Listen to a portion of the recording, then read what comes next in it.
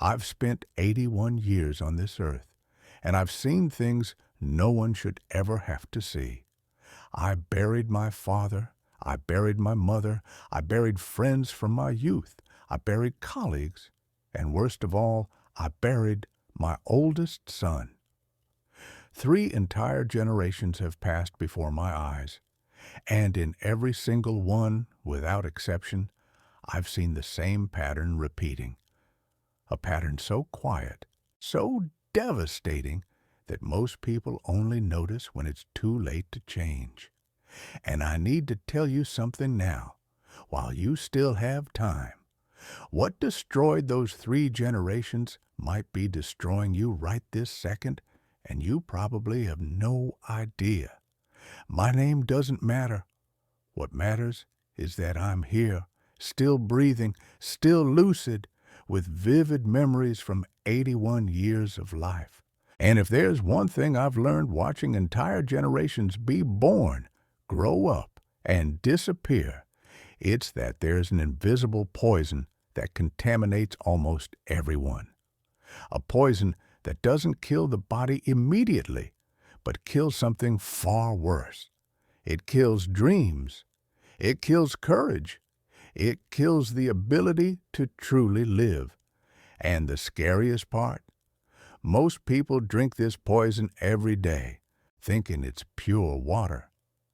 I'm 81 now, but my story really begins when I was just 23. It was 1966, and I'd just landed my first real job at a textile mill. I remember it like it was yesterday. My dad, who was 52 at the time, walked me to the factory gates on my first day. He put his hand on my shoulder, looked me in the eye with that serious look only fathers of that era had, and said something that echoed in my head for decades. He said, "Son, you're a man now.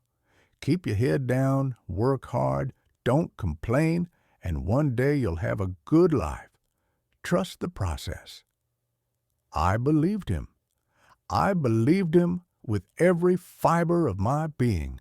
I spent the next 37 years of my life in that mill. 37 years waking up at 5 in the morning, getting home at 7 at night, too tired to really talk to my wife, too tired to play with my kids, too tired to live anything beyond work. But I was happy, you see, or at least I thought I was, because I was doing what my dad taught me. I was following the rules. I was being a real man, responsible, a provider. Every small promotion, every tiny raise, every time the boss patted me on the back, I felt like I was on the right track, that someday, eventually, it would all be worth it. My dad died when I was 41. He was 70, and his heart just stopped working one Sunday morning. I went to the funeral, I cried, I went home, and on Monday, I was back at the mill. Because that's what men did, right? You kept going. You didn't stop to process. You didn't stop to feel. You just kept going. My mom died 3 years later. My wife started getting sick when I was 52, but I kept working, always working, because someone had to pay the medical bills. My kids grew up, and I barely noticed. Suddenly, my oldest son was 25 and doing exactly what I did. Head down, working himself to exhaustion, sacrificing everything for a vague promise that someday things would get better. Then came the day that changed everything. I was 60, and I was in the hospital, not as a visitor this time, but as a patient, a massive heart attack. The doctors said I was lucky to survive. I was in the hospital for 2 weeks, enough time to finally stop and think.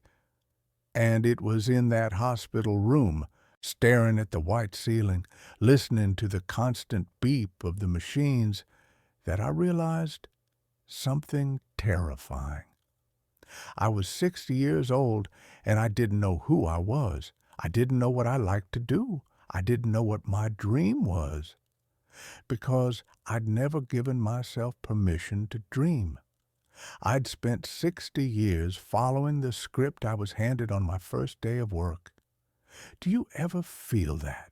That strange sensation of living someone else's life, of waking up every day and doing things on autopilot without questioning, without stopping to think if this is really what you want? Tell me in the comments, do you also feel like you're following a script you didn't write? You can write, I feel like I'm living on autopilot because, and finish it with whatever comes to your mind. You don't need details if you don't want them, but when we put these things into words, something happens. We stop pretending everything is okay. And your comment might give someone else the courage to admit the same thing. So tell me, are you on autopilot too? When I left the hospital, I went home a different man. Not physically different, but something inside me had broken. Or maybe, finally, something had awakened. I started paying attention to things. I looked at my son, who was now 28, and I saw him repeating the same mistakes. I saw him coming home exhausted, barely speaking to his wife, barely playing with his young children. I saw him living for the weekend, living for vacation, living for the day he could finally rest. And I recognized that pattern because it was exactly what I had done. I tried to talk to him. I sat down with my son and said, Look, I spent 60 years of my life doing everything wrong. Don't do what I did. Don't sacrifice your life for a job that doesn't care about you.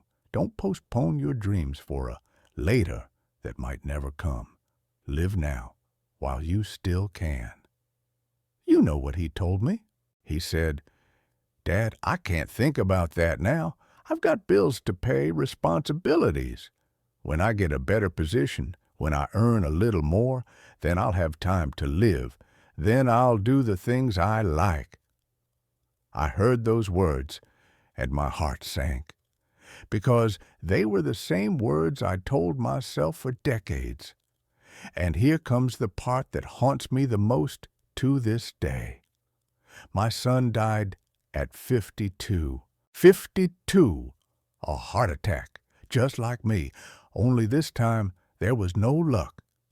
He was at the office, working late as usual, and he just collapsed. When I got to the hospital, the doctors told me there was nothing they could do. I held his hand as they turned off the machines. My son, who I watched be born, who I watched take his first steps, died at 52 without ever truly living, without ever taking that trip he dreamed of, without ever writing that book he wanted to write, without ever spending enough quality time with his own children. After the funeral, I talked to my grandchildren. They were in their early 20s at the time. And you know what they were doing? The same thing, working 60, 70 hours a week, complaining about being tired. You know, one day, when we're finally settled, we'll really live. 3 generations. My dad taught me to work myself to death. I taught my son the same. And my son, without even realizing it, was teaching his kids to do the same. An endless cycle of people postponing life for a tomorrow that might never come. Now let me tell you what the poison is. It's not the work itself. Work is important. Work is necessary. Work can even be rewarding. The poison is the lie they tell you from childhood. The lie that you have to wait. Wait to live. Wait to be happy. Wait to do what you really want to do. They tell you first you need to get your education, then land a job, then get a promotion, then save up money, then buy a house, then secure your retirement, and then, and only then, you can finally live. But you know what happens when you finally get there? You're too old, too tired, too sick, or worse, you're dead. I saw it in my entire generation, friends who worked their whole lives planning for a comfortable retirement, and when they finally retired, they found out they had cancer, or dementia, or just didn't have the energy anymore to do anything. I saw people saving money for their dream trip for 30 years, and when they could finally travel, their knees couldn't handle walking anymore, their eyes couldn't see clearly, their bodies wouldn't cooperate. I saw people postponing important conversations, postponing hugs, postponing moments until the people they loved were simply gone. And the cruelest thing of all, society rewards you for it. They give you medals for working nonstop. They call you dedicated, responsible, an example. They make you feel like you're doing the right thing by working yourself to death, by ignoring your health, by sacrificing your relationships. And you believe it because everyone around you is doing the same thing. It's like everyone drank the same poison and no one realizes they're poisoned. Let me tell you about my neighbor, Mrs. Henderson. She was my age. We worked at the same plant for years. She always said that when she retired, she was going to travel all over the country. She had a huge list of places she wanted to see: the Grand Canyon, the Rockies, the Pacific Coast, every corner of the nation. She worked 42 years straight, saved every penny she could. She finally retired at 65. 6 months later, she found out she had pancreatic cancer. She died before she turned 66. She never took that trip. She never saw the beach she dreamed of so much. She died with money in the bank and dreams in a drawer. Or my friend Joe. He was my best friend since we were teenagers. He worked his whole life as a truck driver. He always wanted to learn to play the guitar, but he never had the time. Always too tired after work, always some excuse, always saying that when he stopped working, he'd finally have time for music. He died at 71 of a stroke. He never played a single note. He never picked up a guitar. He spent 71 years in this world and never did the one thing he really wanted to do. These stories repeat endlessly. And the worst part is, while I'm telling you this, millions of people are doing the exact same thing. Postponing, waiting, believing the lie that there will be time later. But later never comes, or when it does, you're no longer able to enjoy it. Now comes the question you don't want to hear, but need to hear. Are you doing the same thing? Are you working so much you barely have time to breathe? Are you postponing that conversation with your parents because you'll do it on the weekend? Are you ignoring that hobby that makes you happy because it's not productive? Are you holding back from hugging your kids because you're too busy? Are you sacrificing your physical and mental health because you need to pay the bills? Are you living to work instead of working to live? And more importantly, are you passing this poison on to the next generation? Are your kids watching you live like this and thinking it's normal? Are they learning that life is about suffering now to maybe be happy later? Are they growing up believing that work is more important than everything, that sacrifice is a virtue, that postponing life is being responsible? I'm 81 years old now. I've outlived almost everyone I knew, and I can tell you one thing with absolute certainty. In the end, no one regrets not working more. No one lying in a hospital bed wishes they'd spent more hours in the office. No one at the hour of death thinks, I should have answered more emails. I should have stayed longer at the company. I should have dedicated myself more to work. You know what people regret? Not living. Not spending enough time with the people they loved. Not doing what they dreamed of. Postponing too much. believing they would have time. My grandkids are now the age I was when I started at the plant, and I try every day to make them understand what took me 60 years to understand, that life isn't a race, that success isn't working until you drop, that you don't need permission to be happy, that every day that passes is a day you'll never get back, that the people you love will die, and so will you. And when that happens, no promotion, no salary, no professional achievement will matter. Some of them listen to me. Some are trying to live differently. But most are trapped in the same snare. Because the system is too strong, the pressures are too real, the bills need to be paid. And it's much easier to go with the flow, do what everyone else does, believe the lie, than to have the courage to stop and question everything. But let me tell you what happened to me after I woke up. After the heart attack, I decided to do things differently. I quit the plant. No, I didn't have a perfect plan. No, I didn't have a fortune saved. But I decided that the remaining years I had wouldn't be wasted. I started doing things I always wanted to do. I learned to fish. I started waking up early not to work, but to watch the sunrise. I started writing. Not to publish, not to make money, but because I liked putting my thoughts on paper. I started traveling, not always to expensive or exotic places, but to places that made me feel alive.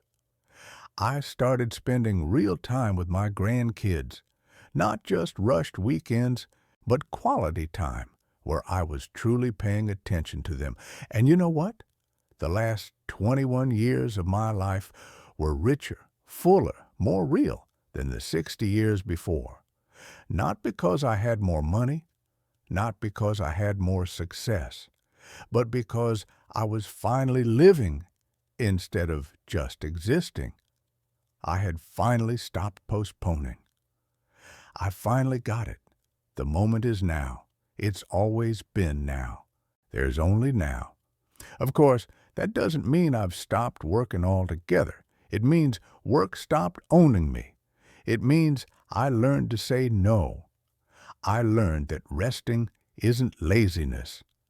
I learned that taking care of myself isn't selfish. I learned that spending time with people I love isn't a waste of time.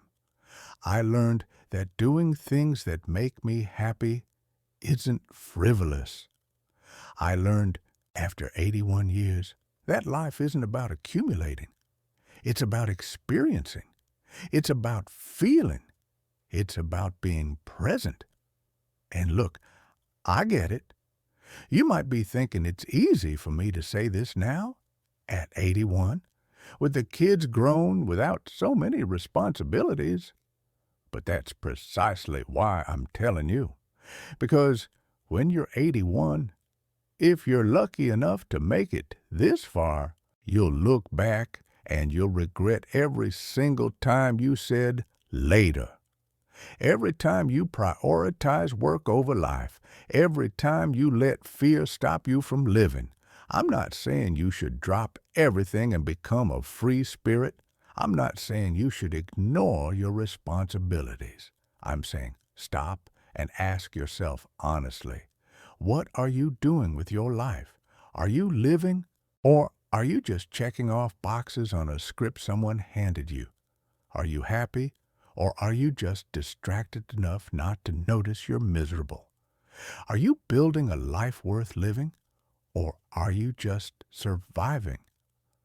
Because the hardest truth I've learned watching 3 generations is this: most people never truly live.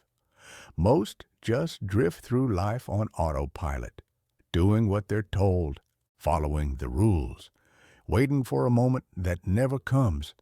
And by the time they finally stop to think, by the time they finally have the time to question, it's too late. The body doesn't respond anymore. The people they loved are gone. The dreams have died. Time has run out. If I could go back and talk to my 23-year-old self, you know what I'd say? I'd say, don't believe them when they tell you you have to suffer now to be happy later. Don't sacrifice your health for a job that would replace you in a week if you drop dead. Don't put off that trip, that conversation, that hug. Don't wait until you have more money, more time, more security. Live now, love now, feel now, because now is all you have. I'd say, call your parents more often. Play with your kids more. Learn that thing you're interested in. Take that trip you dream about. Tell the people you love, I love you. Not tomorrow, not when you have time. Today, now, this very moment. I'd say, stop living like you're immortal. You're not. Nobody is. Every day you waste is a day you'll never get back. Every opportunity you let slip through your fingers might be your last. Every person you love might not be here tomorrow. You might not be here tomorrow either. So stop acting like you have all the time in the world. You don't. These are the things that have derailed 3 generations of my family. The belief that there was time. The belief that later would be better. The belief that sacrificing the present would guarantee the future. And these beliefs are derailing you right now, this very second, even if you don't realize it. They're stealing your life while you think you're building it. So make your choice now. Not when this video is over, not when you're done with work today, not tomorrow, now. Are you going to stay on autopilot, or are you going to wake up? Are you going to keep postponing, or are you going to start living? Are you going to wait until you're 81 to realize you wasted it all? Or are you going to have the courage to change today? If you made it this far, it's because something in this story has struck a chord. Maybe because you recognize your own life in my words. Maybe because you're tired of living this way. Maybe because deep down you always knew something was wrong, but never had the courage to admit it. You're not alone. This channel exists for people like you, people who are ready to wake up, who want to stop wasting their lives, who want to learn from the mistakes of those who have already lived it. Subscribe to get more real stories, more truths that only someone who's lived decades can tell you, more lessons that can save you years of regret. Give this video a like if it made you think, if it made you reconsider something, even if it was uncomfortable. And tell me in the comments, what's your later? What are you putting off, thinking you'll have time? I'd love to read it and know that somehow I managed to make you stop and think. The clock is ticking. For me, for you, for everyone you love. What are you going to do with the time you have left?